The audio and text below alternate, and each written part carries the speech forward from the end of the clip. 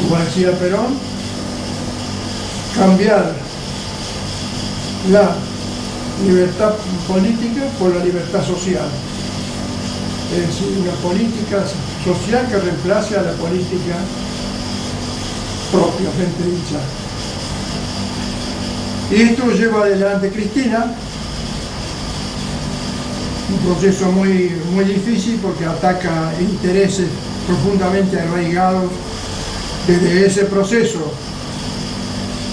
de la revolución de Uriburu del año 30 como encarnación de los intereses oligárquicos y terratenientes de la época, que se van sucediendo con otros actores de idénticos intereses en áreas tal vez no vinculadas a la tierra, pero vinculadas al proceso económico y social, pero con la misma impronta de un proceso de dominación de intereses concentrados sobre el pueblo argentino.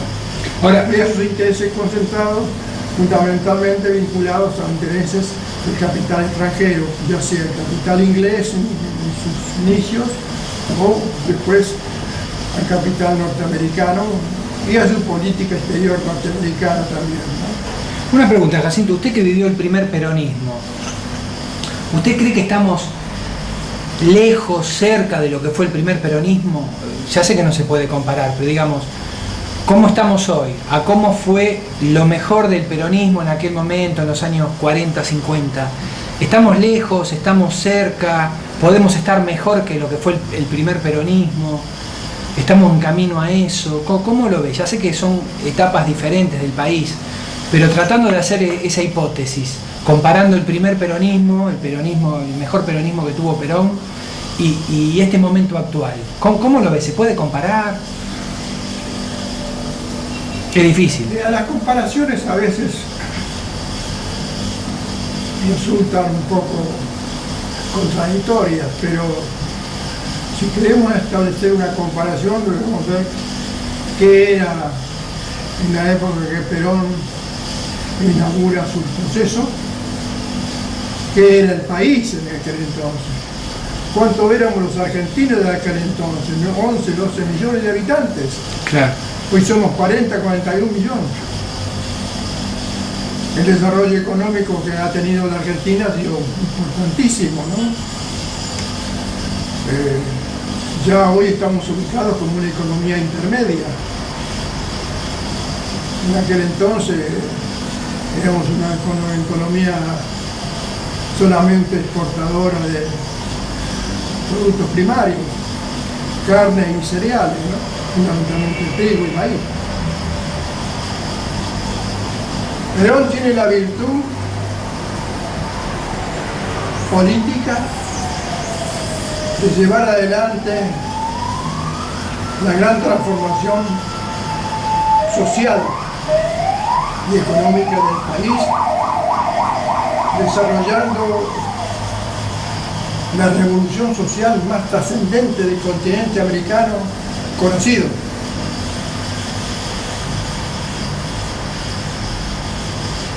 Y con una política internacional que él definió como la tercera posición entre el capitalismo, comandado por los Estados Unidos, y el comunismo, comandado por la Unión Soviética.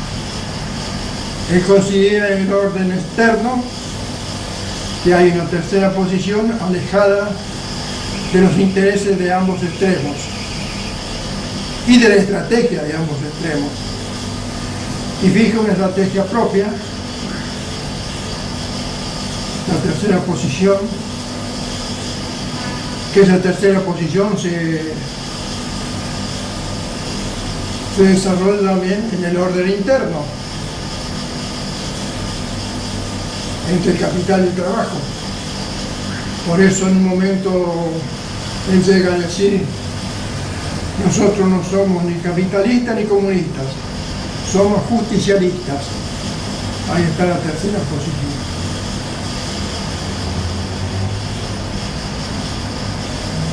Él llega por primera vez en la historia del país, y no sé si del mundo, aunque el trabajo y el capital igualen en su contribución.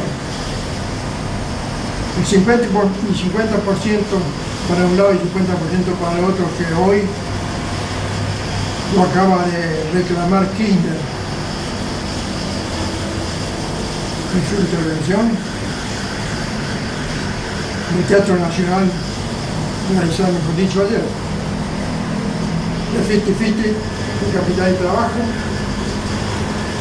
Pero llega a establecer casi el 55%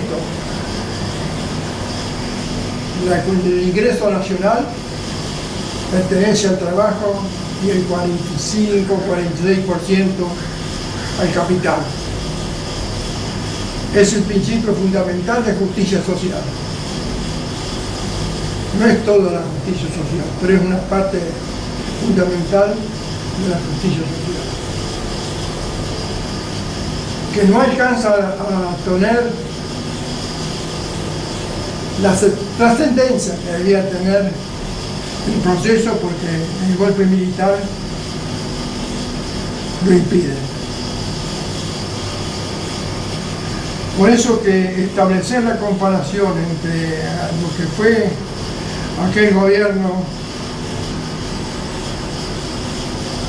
que era, como decir, el gobierno del pueblo, el gobierno de Evita y el gobierno de Perón, porque Evita gobernaba,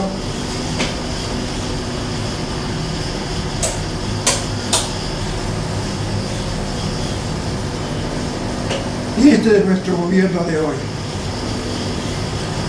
Pues yo te decía al comienzo que la política de desarrollo con inclusión puede considerarse que es el camino hacia una política plena de justicia social, como la que está planteando Kirchner, que puede darse para el 2015. Es decir, que de aquí al 2015 hay que transitar un camino de grandes realizaciones y transformaciones para entrar en la política de justicia social, y que la justicia social, en un momento de ese proceso, concluya con el establecimiento de una sociedad justa.